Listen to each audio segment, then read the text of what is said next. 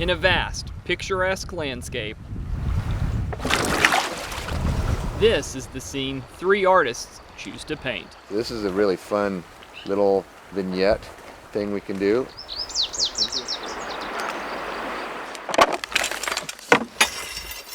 Being able to make use of that warm color in the water.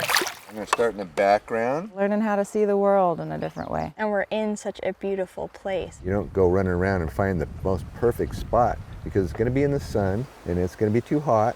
You find a place that's really comfortable and look around and you'll find that special thing that you were ready to paint.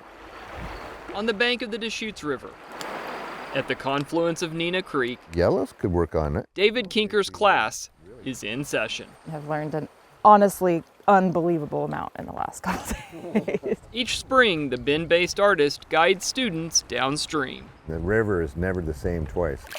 It's fun to combine painting and rafting, which are 2 really awesome activities that don't necessarily go together in people's minds. For lessons in art, Middle, dark, light. If you haven't heard that before.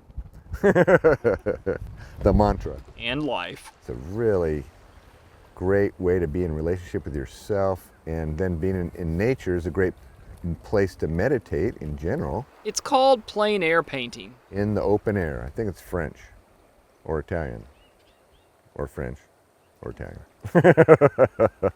Art historians might give the nod to France, but after improvements to paints, easels, and canvas, many 19th century artists around the world took to the outdoors to create. In the studio, you can get too locked up and it gets boring. Maybe a bug walks across it.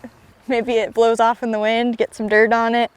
But it's all part of the journey and all ends up being part of the piece. Friends Mariah Ayers and Elizabeth King-Kanji are on a 4-day art float. That's pretty cool to see them all. Yeah, that's a lot of work. These elements actually stop your eye from leaving. Painting is a hobby for them both.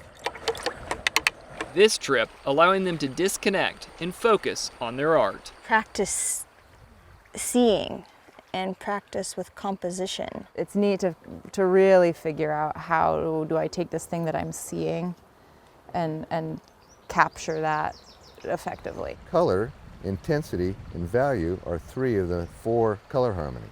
The 4th color harmony is where you put this color. The tips flow like the river they're running. I'm not an expert at it yet, but trying to stay a little further away from the piece and not get so caught up in the details that you lose the overall picture. There's this point in the middle where it sucks. Because you just are like you look at it and you're like, wow, that is garbage. And then if you can like keep digging and finding the pieces, it like becomes something else. You can like move through it. It's all a metaphor, right, Kinker? Right. It's not about a product, it's a record of meditation. And a journal of a journey. My other job, besides being an artist, is being a river guide. He's run rivers from the Pacific Northwest to South America. I do plein air painting with all my trips, and so it becomes a record of my life as all these paintings and all my adventures. This artful excursion moves at a slower pace to squeeze out as much time to paint as possible. On the final day's lunch stop, David's students exude a zen-like approach to creativity. It's nice to do something hard and to just like keep pushing through those moments where it's hard. At the end of the day, it's all practice and it's all fun, and so if you're doing that, you're succeeding. Like you've done it. No matter what ends up on the canvas itself. Both converts to the concept of plein air. Mariah and I are going on a camping trip in a couple of weeks, and we've been plotting how we can get our husbands to paint with us. They might just row the boat for us, we'll see. In a vast, picturesque landscape,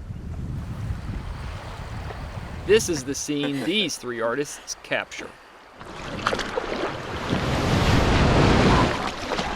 A setting that doesn't get old for this lifelong river artist. Different river, different people, different sun, different season, so it's always fresh. It's always fresh. As the work trip wraps up, David and guide Heather Harms point the boats towards home. And it's not a bad office. The deeper into it is, the more of a meditation it is. It's been a hoot. We've had a great time. And I love this so much and I'm so passionate about it, I just can't imagine it not being a great thing to share. In Maupin, Steve Kaufmann, Central Oregon Daily News.